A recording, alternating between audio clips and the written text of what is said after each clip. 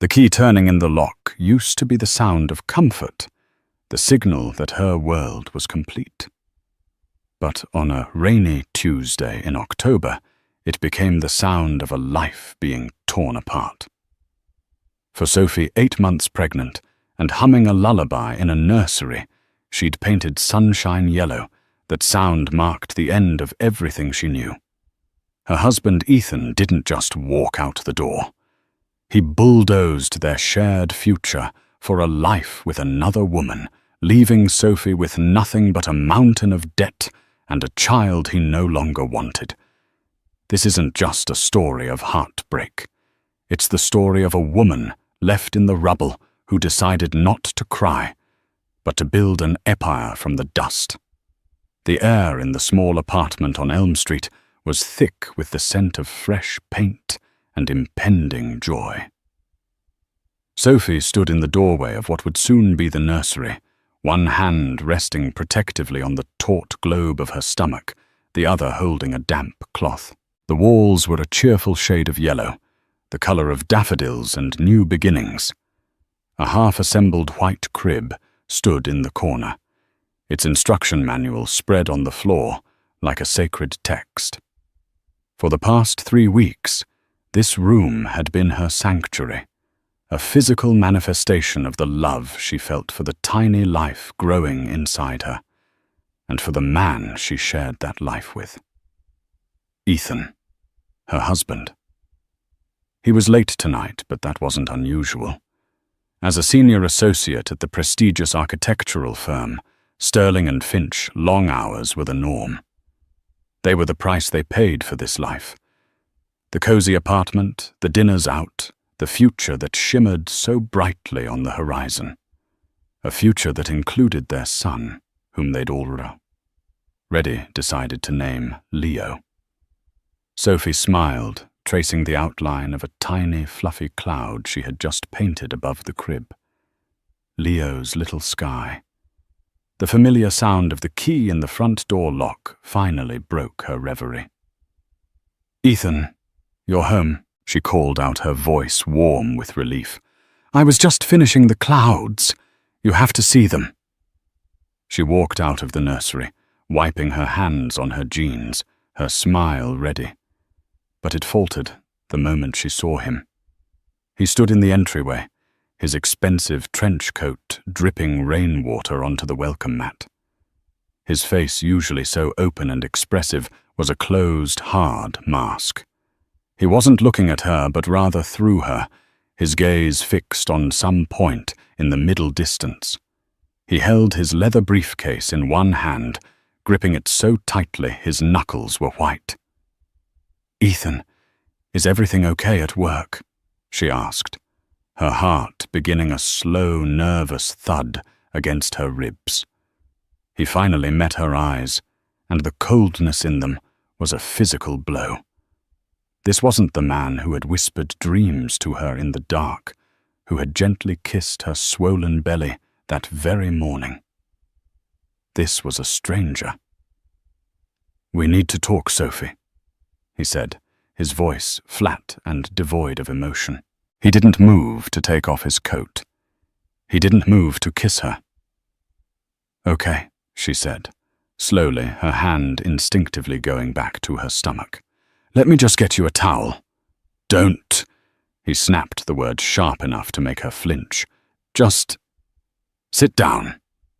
He gestured towards the living room sofa, the one they had picked out together, arguing playfully over fabric swatches. She moved towards it, as if in a daze, every instinct screaming that her world was about to tilt off its axis. He remained standing, a prosecuting attorney before a defendant. "I'm not happy, Sophie." He began the words clinical and rehearsed. "I haven't been for a long time." Sophie stared at him, bewildered. "What are you talking about?" We were just planning the baby shower last week.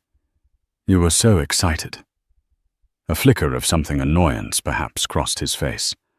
I was trying to make it work for the sake of the situation." "The situation," She repeated the word, tasting like poison. You mean our baby? Our son. It's not that simple, he said, pacing now, the motion agitated. There's someone else. The 3 words hung in the air, sucking all the oxygen from the room. Sophie felt like she'd been plunged into ice water. She couldn't breathe, couldn't think. The yellow nursery, the half-built crib, the scent of paint. It all seemed to belong to a different life, a different woman. Who? She whispered, her voice barely audible. Her name is Vanessa, he said, and the way he said the name with a sort of reverence was another knife in her heart. She's a new partner at the firm, a client from the Langford development. We've been seeing each other for 6 months. 6 months. The timeline crashed through her mind. 6 months ago, they were celebrating their 2nd anniversary. 6 months ago, they were joyfully trying to conceive. He was with this Vanessa while he held her, while they planned their family, while he told her he loved her. The nausea that rose in her throat had nothing to do with her pregnancy. She understands me, Sophie. Ethan continued, his voice gaining a self-righteous conviction. She sees my ambition. We connect on a level you and I just don't anymore. A level I don't. Sophie found her voice a tremor of fury running through it. I gave up my career as a graphic designer to support yours. I moved to this city for you. I am carrying your child, Ethan. What level of connection is deeper than that? It's not about that, he said, waving a dismissive hand. It's about intellectual synergy, about a shared vision for the future. Vanessa and I are going to be a power couple. We're closing a multi-million-dollar deal in Monaco next month. He spoke of Monaco and power couples while she stood in their 2-bedroom apartment, covered in paint, her body heavy with his child. The sheer cruelty of it was breathtaking. So what happens now? She asked, her voice dangerously quiet. You just walk out. I've already put a deposit down on a new condo with Vanessa. In the Zenith Tower, he said, naming one of the most exclusive buildings in the city. My things are being picked up tomorrow. I'll have my lawyer contact you about the arrangements. The finality of it was absolute. There was no discussion, no remorse. It was a business transaction, a life, a marriage, a family being liquidated. The arrangements, she echoed, a bitter laugh escaping her lips. You can't be serious. Ethan, look at me. I'm 8 months pregnant with your child. You can't just leave. This is the part I knew you wouldn't understand. He sighed, running a hand through his perfectly styled hair. The baby complicates things, I admit. But it doesn't change the fundamental truth. I'm in love with Vanessa. Being here with you would be a lie, and I won't live a lie. So you lied for 6 months instead. She shot back, her grief momentarily eclipsed by a white-hot rage. He had the decency to look away. I wanted to find the right time. The right time. When Ethan, after our son is born. Were you going to wait until I was in labor to tell me you had a new family? He didn't answer. He just walked over to the desk in the corner and pulled out a checkbook. He scribbled something, quickly tore out the check, and placed it on the coffee table. This should cover you for a few months, he said, his tone that of a man settling a bill. To get on your feet. Sophie looked at the piece of paper. It felt like the ultimate insult. He thought he could buy his way out of his vows, his responsibilities, his own child. She stood up, her body trembling, and walked over to the table. She picked up the check, looked him straight in the eye, and slowly, deliberately tore it into 4 perfect squares. She let the pieces flutter from her fingers onto the floor. I don't want your money, she said, her voice shaking but firm. I want you to leave. Now. For the first time, a flicker of uncertainty appeared in his eyes. He had expected tears begging hysterics. He had not expected this cold, defiant strength. It unnerved him. Without another word, he turned and walked to the door. He paused with his hand on the knob. "My lawyer is Robert Peterson," he said, his back still to her. "He'll be in touch." And then he was gone. The door clicked shut, a sound of profound and irreversible finality. The silence he left behind was a deafening roar. Sophie stood frozen in the middle of the living room, the torn pieces of the cheque at her feet. Her gaze drifted to the open door of the nursery, to the cheerful yellow walls and the empty half-built crib. The scent of paint was no longer joyful. It was suffocating. She sank to her knees, a single guttural sob tearing itself from her chest. Her hands wrapped around the child that the man she loved had just abandoned. The perfect life she had so carefully painted had just been washed away in a storm she never saw coming. The first few days after Ethan left were a blur of disbelieving silence. The apartment, once a cozy haven, transformed into a cavernous, echoing tomb. Every object was a painful reminder. The coffee mug with the chip on the rim that was his. The indentation on his side of the bed. The single stray sock she found under the sofa. Sophie moved through the rooms like a ghost touching the surfaces of a life that was no longer hers. The moving company had been brutally efficient, stripping the apartment of Ethan's presence in under an hour, leaving conspicuous, dust-free rectangles on the bookshelves and empty spaces on the walls where his architectural prints had hung. Reality crashed in, not as a single wave, but as a series of relentless, bone-chilling tides. The first was financial. When she went to pay for groceries, her debit card was declined. A humiliating call to the bank confirmed her fears. The joint account had been cleared out. Ethan had taken everything, leaving only the exact amount of the cheque he'd offered, and she'd torn. Her name wasn't on the lease. It was a corporate apartment rented through Sterling and Finch. An eviction notice, polite but firm, arrived within the week. She had 30 days to vacate. The emotional toll was even greater. Sleep offered no escape, her dreams filled with the cold, dismissive look in Ethan's eyes. She'd wake up gasping for air, her hand flying to her belly. The baby's kicks, a frantic, fluttering reminder of her terrifying new reality. She was going to be a single mother, unemployed, soon to be homeless. Her best friend, Olivia, became her lifeline. A fiercely loyal and pragmatic ER nurse, Olivia showed up the day after Ethan left with 2 large grocery bags and a face like thunder. She didn't offer platitudes or gentle sympathies.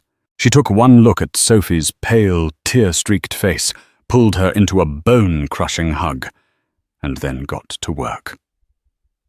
"Right," Olivia said, her voice brisk as she began unpacking groceries. "First we eat, then we make a plan.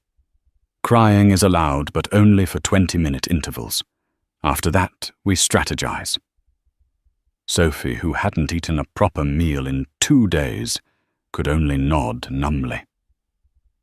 Olivia made her a simple omelette and toast, sitting with her at the small kitchen table while she ate in silence. "Did he say anything else?" Olivia asked gently, her earlier brusqueness softening. Sophie shook her head, pushing a piece of egg around her plate. Just that his lawyer would be in touch. Robert Peterson. Olivia's eyes narrowed. Peterson of Peterson, Klein and Associates. He's a shark, Sophie, a corporate barracuda. Ethan isn't just leaving you, he's preparing for war. The thought sent a fresh wave of panic through Sophie. War. She didn't have the energy to get out of bed, let alone fight a legal battle with a high-powered attorney. "What do I do, Liv?" she whispered, her voice cracking. I have nothing. He controlled all the finances. I left my job. My savings are almost gone. This apartment is the first thing we deal with," Olivia finished for her. "You're moving in with me. It's not negotiable. My spare room is a mess, but it's a room. It's safe." The offer was so kind, so simple, that it broke through Sophie's numbness. Fresh tears welled in her eyes, tears of gratitude this time. "I can't ask you to do that." "You're not asking, I'm telling," Olivia said firmly. "We've been friends since we were 10 years old and survived Mrs. Davison's chemistry class together. We can survive this asshole. Now finish your eggs." The call from Robert Peterson came 2 days later. His voice was smooth, polished, and utterly devoid of warmth. He informed Sophie that Ethan was offering a one-time settlement of $10,000, contingent on her signing a comprehensive non-disclosure agreement and waiving all future claims to spousal or child support. "Child support," Sophie repeated, her voice shaking with rage. "He's waiving his rights to his own son. Mr. Hayes feels it is best to make a clean break," Peterson replied coolly. "He believes a lump sum payment provides you with the immediate resources to start a new life unencumbered by future entanglements." Unencumbered by his own child. The sanitized corporate language made it all the more grotesque. "Tell Mr. Hayes," Sophie said, her voice dripping with ice, "to go to hell." She slammed the phone down her hand, trembling. The bravado lasted for about 5 minutes before the crushing weight of her situation returned. She was turning down $10,000 money she desperately needed out of principle. But what good was principle when you couldn't afford diapers? The lowest point came a week before she was due to move out. She was trying to pack, but the task felt monumental. Every box she filled was an admission of defeat. She sank down onto the floor of the half-dismantled nursery, surrounded by boxes of tiny clothes and unread parenting books. The yellow walls seemed to mock her with their false cheer. The grief was a physical weight pressing down on her chest, making it hard to breathe. She felt utterly, completely alone. She wasn't just losing a husband. She was losing the entire future she had believed in. She was a failure, a discarded pregnant woman nobody wanted. She curled into a ball, her body racked with sobs, her hands clutching her belly as Leo kicked within, oblivious to his mother's despair. She cried for her lost love, for her unborn son's lost father, and for her own shattered identity. She cried until she had no tears left, leaving her feeling hollowed out, a fragile shell of the woman she used to be. Lying there on the cold wooden floor, surrounded by the ruins of her life, Sophie finally hit rock bottom. The silence of the empty apartment was broken only by her ragged breathing. There was nowhere to go but up. But in that moment, she couldn't even imagine how to stand. The first few weeks at Olivia's apartment were a period of suspended animation. Sophie existed in a fog, moving between the spare room bed and the living room couch. Olivia was a patient, unwavering presence, leaving food for her checking in, but mostly giving her the space to grieve. She handled the logistics of moving Sophie's remaining possessions into a small storage unit, a task for which Sophie was endlessly grateful. The turning point didn't come with a dramatic epiphany, but with a quiet, mundane craving. One dreary afternoon, as rain lashed against the window, Sophie was struck by a sudden, intense desire for her grandmother's lemon and lavender cake. It was a taste from her childhood, a confection of comfort and unconditional love. Her grandmother Eleanor had been a baker, her kitchen a magical place of warmth, sugary air, and gentle wisdom. She had passed away 3 years ago, leaving Sophie with her treasured handwritten recipe book. On a whim, Sophie asked Olivia if she still had the box labelled Kitchen Fragile from the storage unit. Olivia, sensing the first flicker of life in her friend, in weeks retrieved it that evening. Sophie carefully lifted the worn, leather-bound book from the box. Its pages were brittle and stained with vanilla and butter, the familiar cursive script a balm to her soul. She found the recipe, its instructions, intertwined with Eleanor's little notes. Be patient with the zest. That's where the sunshine lives. Olivia's kitchen was small, but it had the basics. Sophie found flour, sugar, eggs. She sent Olivia out for lemons and dried lavender. As she began to measure and mix, something inside her started to shift. The familiar rhythmic actions were meditative.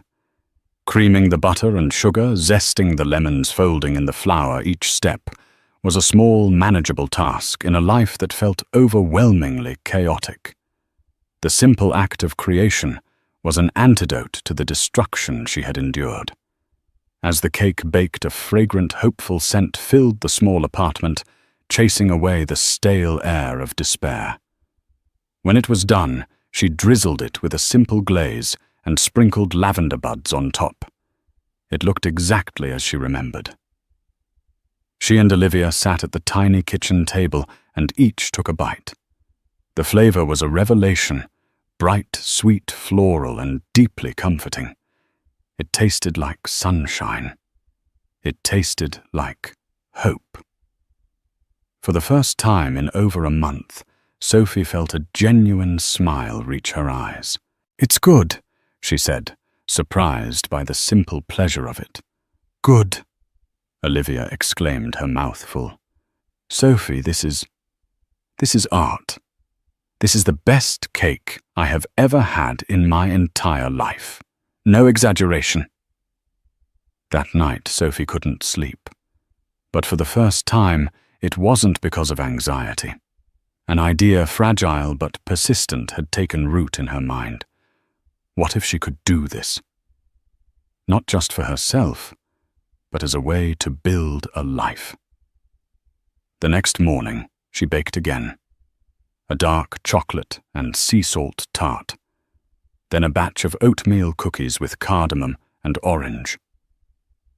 Olivia took the extras to the hospital, and they were devoured by her colleagues in minutes. Nurses started stopping by their apartment on their way home, pressing cash into Sophie's hand and asking if she had any more of those cookies. A tiny home-based business was born out of Olivia's kitchen. Sophie started an Instagram page, posting simple, beautiful photos of her creations. She called her nascent enterprise Haven and Hearth Confections. The name felt right. She wasn't just selling baked goods. She was selling comfort, a small piece of sanctuary in a chaotic world.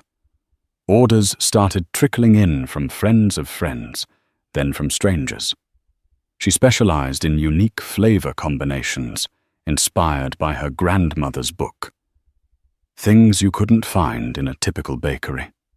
Her days took on a new rhythm. She would wake early, bake while the city was still quiet, manage her orders and social media, and rest in the afternoon. The work was demanding, especially in her final weeks of pregnancy, but it was hers. Every dollar she earned, every rave review she received, was a brick in the foundation of her new life. One of her regular customers was a kind, elderly gentleman named Mr. Davies, who lived in the same apartment building. He ordered a small cake every Friday, always paying with a crisp $20 bill and telling her to keep the change. He was a retired accountant with a sharp mind and twinkling eyes. One Friday, as she delivered his weekly rosemary and pear tart, he invited her in for a cup of tea. "Young lady," he said, after they had chatted for a while about her fledgling business, "you have a remarkable product and a tremendous work ethic, but you're thinking too small." Sophie was taken aback. "I'm just trying to make enough to afford diapers, Mr. Davies." "Nonsense," he scoffed gently. An artist should never be content with just selling sketches. You have a brand here, a story. Have you considered a stall at the weekend farmers' market or approaching local coffee shops? He then spent an hour talking her through the basics of a business plan, profit margins and scaling. He saw something in her that she hadn't dared to see in herself, not a victim, but an entrepreneur. The conversation with Mr. Davies lit a fire in her. He wasn't just offering advice. He was offering a roadmap. He helped her register her business, apply for a spot at the prestigious City Central Farmers Market, and create a simple, effective budget. He even offered her a small interest-free loan of $2,000 from his own savings to cover the initial setup costs for the market stall, telling her to consider it an old man's investment in a sweeter future. 2 weeks before her due date, Sophie worked her first day at the farmer's market. She was exhausted, her back ached, and she was terrified no one would buy a thing. She sold out in 3 hours. Standing behind her little table, surrounded by the fruits of her labor, making change for a customer, as her baby kicked gently inside her. Sophie felt a profound sense of accomplishment. It was a tiny victory, but it was a start. She wasn't just surviving anymore. She was building, one cake at a time. Leo was born on a crisp November morning, a healthy, beautiful baby with a tuft of blonde hair and his mother's determined eyes. Holding him in her arms for the first time, Sophie felt a love so fierce and absolute, it eclipsed all the pain that had come before. This tiny, perfect human was her why. He was the reason she had to succeed, the motivation behind every early morning and late night. The first few months were a whirlwind of sleepless nights, endless diaper changes, and the constant sweet scent of milk and baking flour. Juggling a newborn and a growing business was the hardest thing Sophie had ever done. She would bake with Leo, sleeping in a sling against her chest, the rhythmic hum of the stand mixer often lulling him to sleep. She learned to type emails with one hand while breastfeeding, to negotiate with suppliers while rocking a fussy baby. Olivia remained her rock, often coming home from a grueling 12-hour shift at the hospital and taking Leo so Sophie could have a few precious hours of uninterrupted work or sleep. The farmer's market stall became a local sensation. People lined up for her signature creations, the lemon and lavender cake, the salted caramel and chocolate tart, the Earl Grey shortbread. She had a story that resonated with people, the single mother building a life for her son. A local food blogger wrote a glowing piece titled "The Sweetest Revenge," and suddenly Haven and Hearth Confections was the talk of the town. The income from the market and a few standing orders from coffee shops was enough to get by. But Sophie knew she couldn't operate out of Olivia's tiny kitchen forever. The loan from Mr. Davies had been a godsend, but she needed a real investment to grow. She spent her nights after Leo was asleep, meticulously refining the business plan Mr. Davies had helped her create. She researched commercial kitchen rentals, packaging costs, and potential retail locations. Her big break came from an unexpected source. One of the coffee shops she supplied, the Daily Grind, was a small independent chain with 3 locations. The owner, a savvy businesswoman named Sarah Chen, was impressed not only with Sophie's products, but with her professionalism and drive. "Your stuff flies off the shelves," Sarah told her one afternoon, as Sophie made her weekly delivery, "and your branding is fantastic. People aren't just buying a cookie, they're buying into the Haven and Hearth story. What's your next move?" Sophie, emboldened by weeks of research, took a deep breath. "I want to open my own shop, a small bakery and cafe, a place that feels like a real haven." Sarah listened intently as Sophie laid out her vision. She showed her the business plan, the sales figures from the market, the projected growth. Sarah, who had built her own business from a single coffee cart, recognized the same spark in Sophie. "I know a space," Sarah said, a thoughtful look on her face. "On Hawthorne Avenue. It used to be a bookstore. The rent is high, but the foot traffic is incredible. It would be perfect for you." She paused, then added, "And I know some investors who look for exactly this kind of passion-driven, scalable local business. Let me make a call." The meeting was set for the following week. Sophie was terrified. She bought a new blazer from a consignment shop, created a professional presentation, and arranged for Olivia to watch Leo. She walked into a sleek, intimidating boardroom to pitch her dream to two stone-faced investors friends of Sarah's. She spoke with a passion and clarity that surprised even herself. She didn't just talk about profit margins and customer acquisition. She talked about the feeling of home, the power of comfort, and the legacy she wanted to build for her son. At the end of her presentation, there was a long silence. Then one of the investors, a woman named Catherine Royce, leaned forward. "Ms. Grant," she said, "that was one of the most compelling pitches I've heard all year. We're in." They offered her a seed investment of $75,000 for a minority stake in the company. It was more money than Sophie had ever imagined. She walked out of the building in a daze, the signed term sheet in her hand, feeling heavier and more valuable than gold. Meanwhile, miles away in the sterile luxury of the Zenith Tower, Ethan's life was not the glittering success he had envisioned. Vanessa was beautiful, ambitious, and exciting, but she was also demanding and materialistic. Their power couple life was a performance, a curated series of expensive dinners, charity galas, and Instagram posts. There was a hollowness to it, a transactional quality that left Ethan feeling strangely empty. He thought of Sophie occasionally, usually late at night. He imagined she had probably gone back to her parents' house defeated. He pictured her with the baby, his son, a complication he had successfully excised from his sleek new life.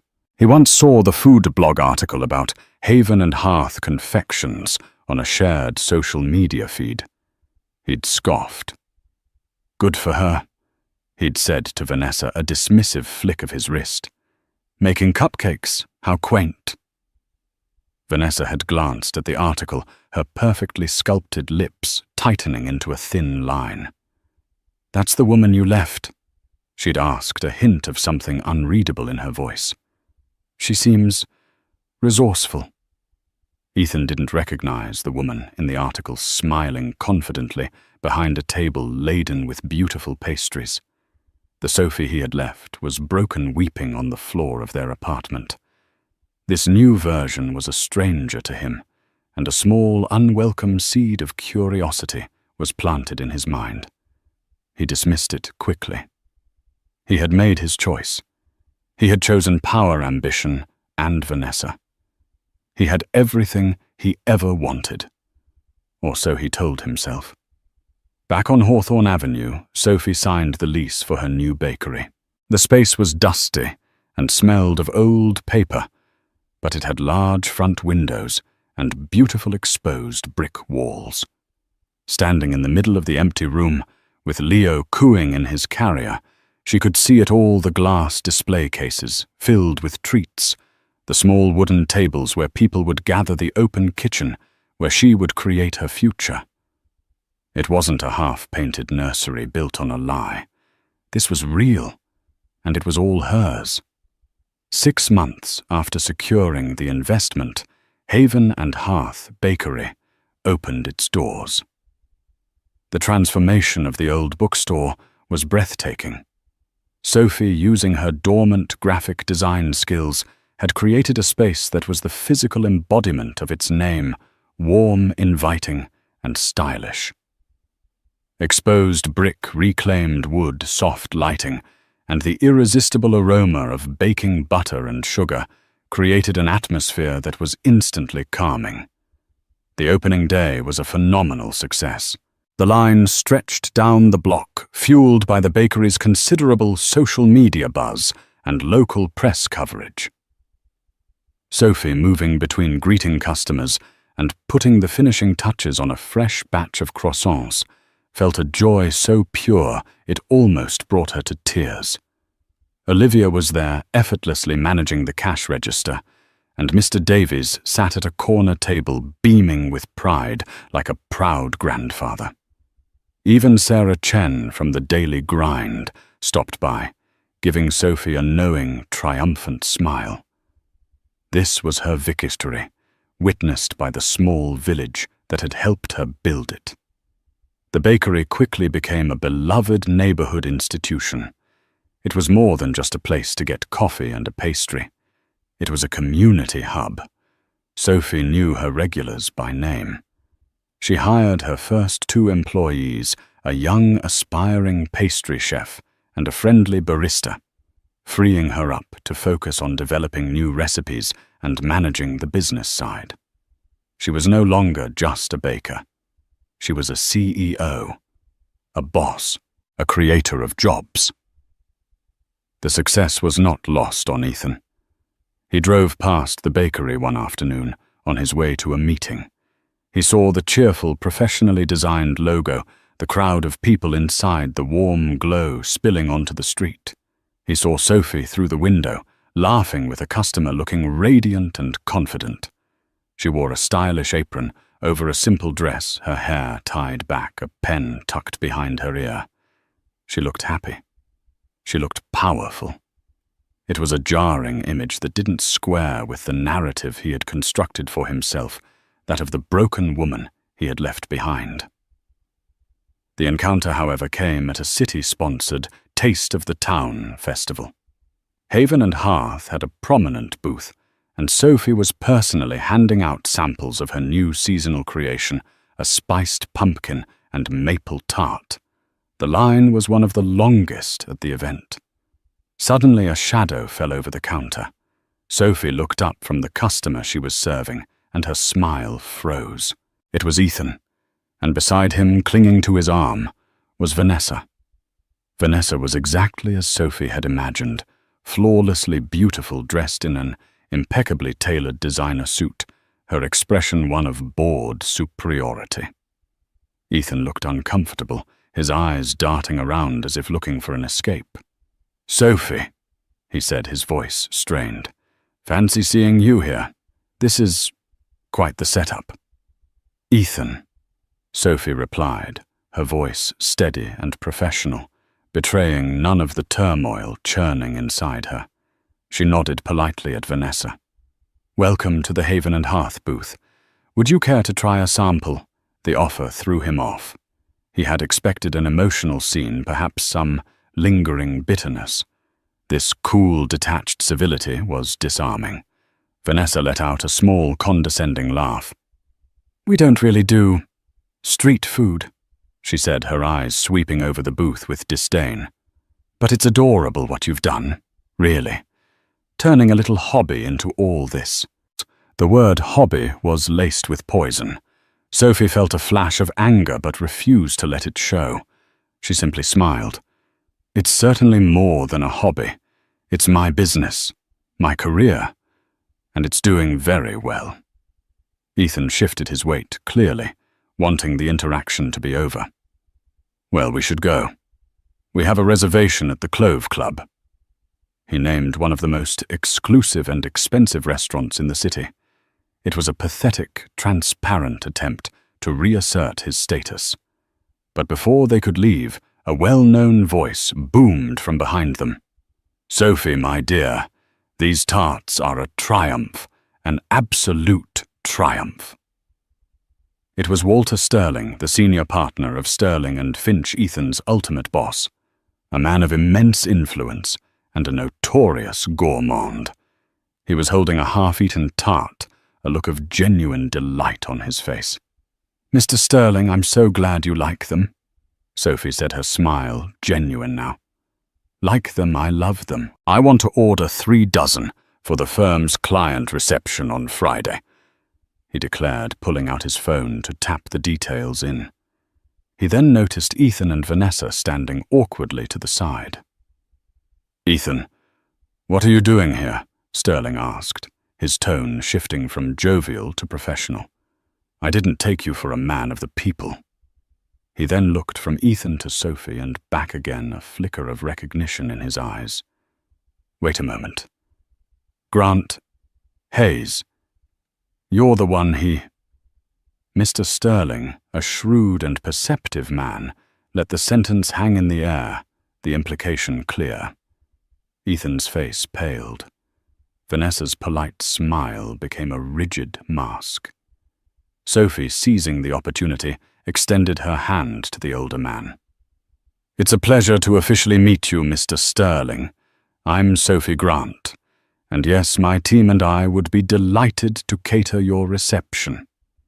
She had calmly and completely taken control of the situation, networking with her ex-husband's boss, while Ethan stood by, rendered impotent. The power dynamic had irrevocably shifted.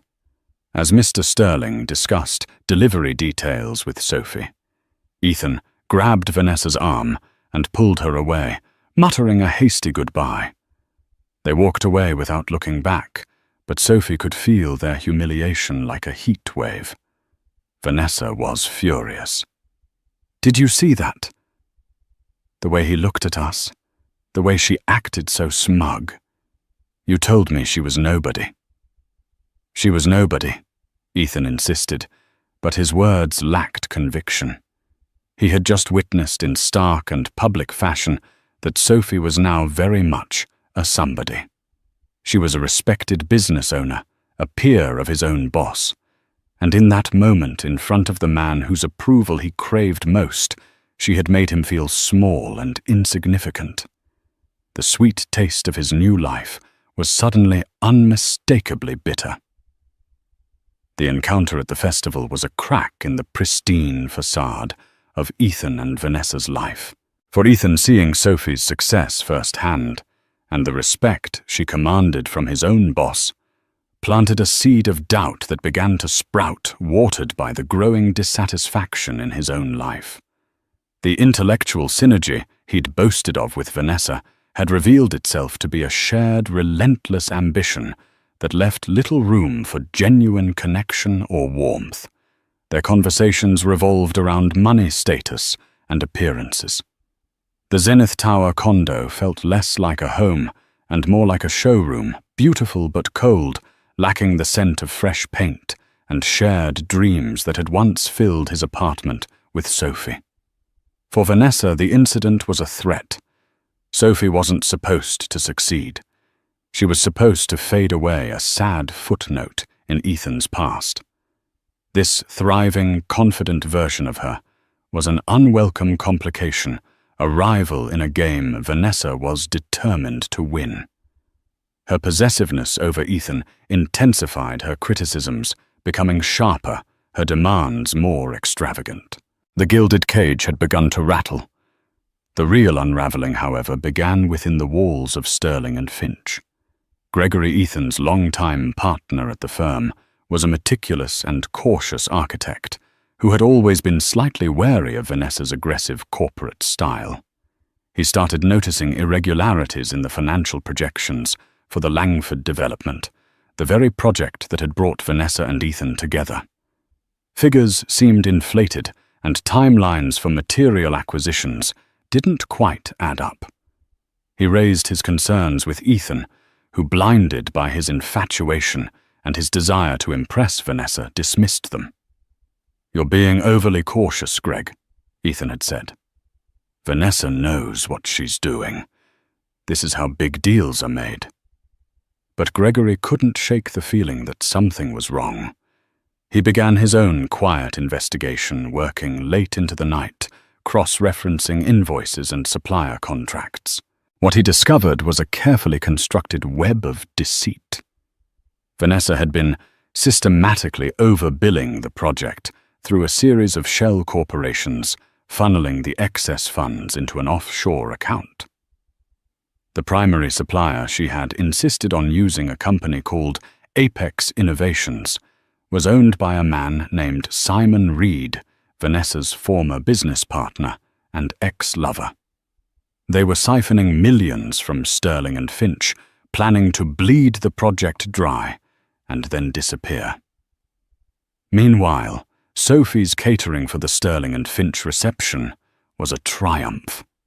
The firm's wealthiest and most influential clients raved about the sophisticated pastries and impeccable service. Walter Sterling was so impressed that he offered Haven and Hearth a permanent corporate contract to supply all their client meetings and events. It was a massive, game-changing deal for Sophie's business. The irony was not lost on her. The firm that had enabled her husband to discard her was now becoming her biggest client. One evening, desperate and seeing the walls closing in, Gregory went to the one person he felt he could trust to be discreet and who had a vested interest in the truth, Sophie. He found her at the bakery long after closing, sweeping the floor, while Leo slept in his stroller in the corner.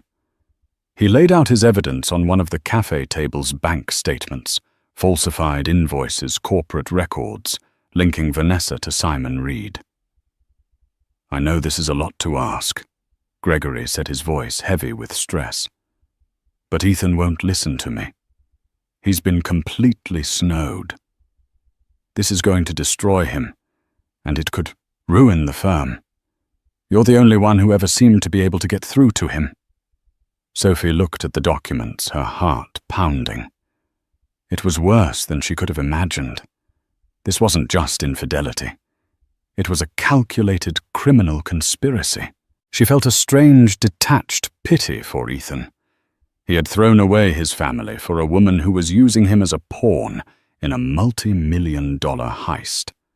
A week later, Ethan showed up at Sophie's apartment door, the one she now rented in a quiet, respectable building 2 blocks from her bakery. He looked terrible. His face was gaunt with dark circles under his eyes. His expensive suit was wrinkled. "Can I come in?" he asked, his voice hoarse.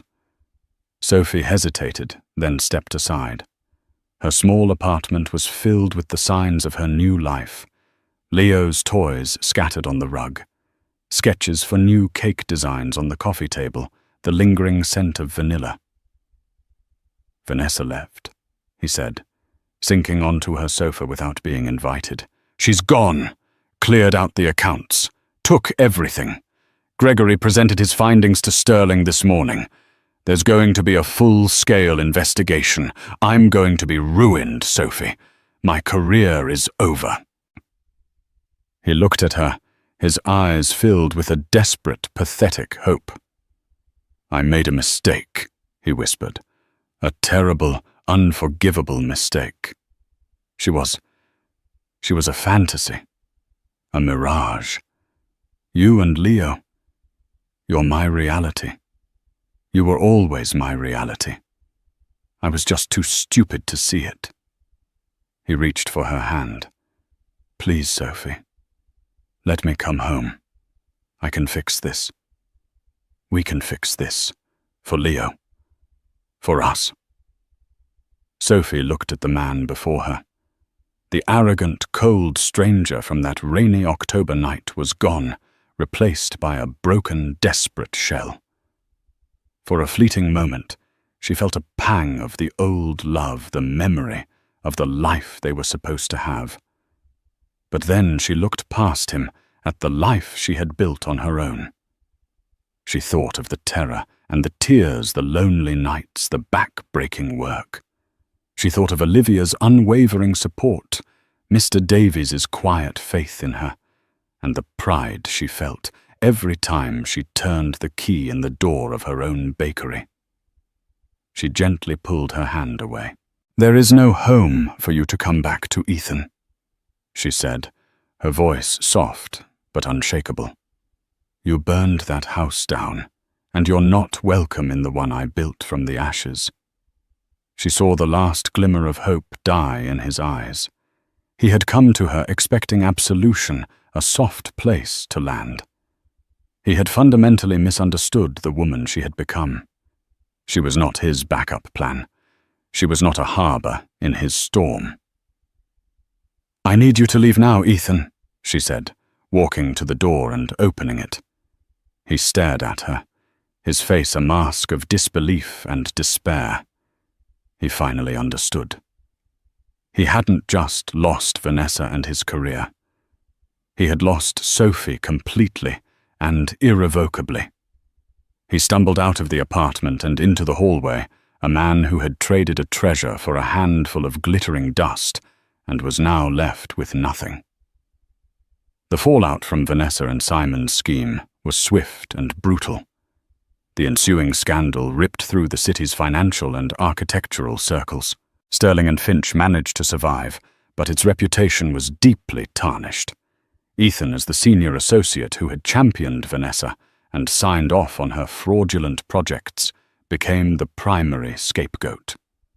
Though cleared of criminal complicity, he was professionally disgraced. Fired from the firm and blackballed in the industry, his career was over. The Zenith Tower condo was seized as part of the asset recovery, and he was left with a mountain of legal debt and the wreckage of his ambition. Vanessa and Simon were never apprehended. They had vanished, leaving a cold trail that ended somewhere in the Caribbean. Ethan tried to contact Sophie a few more times, pathetic rambling voicemails left in the middle of the night. She never answered. She had instructed her lawyer to handle all communication regarding child support, which Ethan, now working a low-wage job in retail logistics, was ordered by the court to pay. The meager monthly checks were a pittance compared to the bakery's profits, but Sophie insisted he pay them. It wasn't about the money. It was about forcing him to acknowledge the one responsibility he couldn't escape. Sophie, in contrast, was thriving. Haven and Hearth Bakery became a runaway success story. The corporate contract with Sterling and Finch led to others. Within 2 years of opening, she launched a second, larger location in the city's bustling financial district. She was featured in national magazines, not as a victim, but as an inspiring entrepreneur. Her story of turning personal devastation into professional triumph resonated with thousands. She became a sought-after speaker at business conferences for women. Her message always the same: your greatest strength is often forged in your deepest pain. She never sought revenge on Ethan. She didn't need to. Her success was not a reaction to his failure.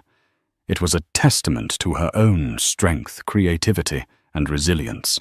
She had built a life so full and joyful that he had become a footnote, a hazy memory from a past that felt like it belonged to someone else. Her world was rich and vibrant. It was filled with the laughter of her son Leo, who was now a happy, rambunctious toddler.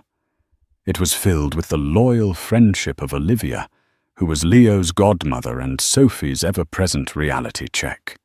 It was filled with the quiet wisdom of Mr. Davies, who served as the chairman on her company's advisory board and took immense joy in Leo's weekly visits.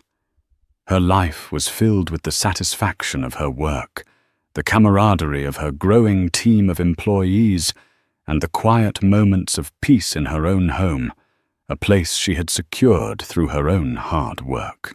One sunny afternoon, about 3 years after he had left Sophie, was in Westwood Park with Leo pushing him on the swings.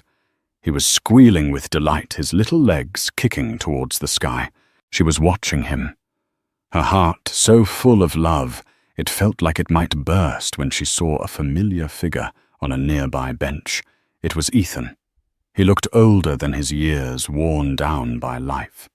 He was thin, dressed in nondescript clothes, and stared blankly at the ground. He hadn't seen her. He was just a man on a park bench, anonymous and defeated. The powerful, arrogant man who had shattered her world was gone, replaced by this sad, empty stranger. Sophie felt nothing. No anger, no pity, no lingering affection. just a profound sense of distance. He was a character from a book she had read a long time ago, whose story had no bearing on her own.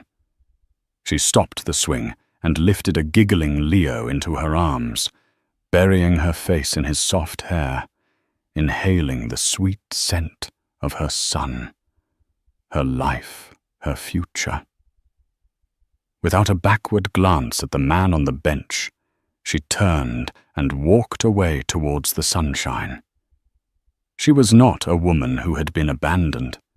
She was a woman who had been liberated. She had lost a husband, but had found herself.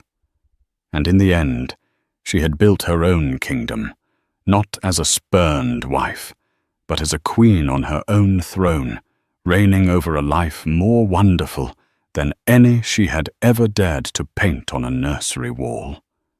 Sophie's story is a powerful reminder that sometimes the end of one road is simply the beginning of a grander highway. Betrayal and heartbreak can feel like the end of the world, but they can also be the fire that forges us into something stronger, more resilient, and more truly ourselves. She didn't let another person's betrayal define her future. She picked up the broken pieces and built an empire that was entirely her own. Have you ever faced a moment that felt like the end, only to find a new beginning? Have you discovered a strength you never knew you had when pushed to your absolute limit? Share your own stories of resilience and reinvention in the comments below. We draw strength from one another. If this story of triumph over adversity moved you, please give this video a like. Share it with someone who might need to hear it. And be sure to subscribe to our channel for more real-life stories that inspire and empower. Your support helps us continue to share these important narratives.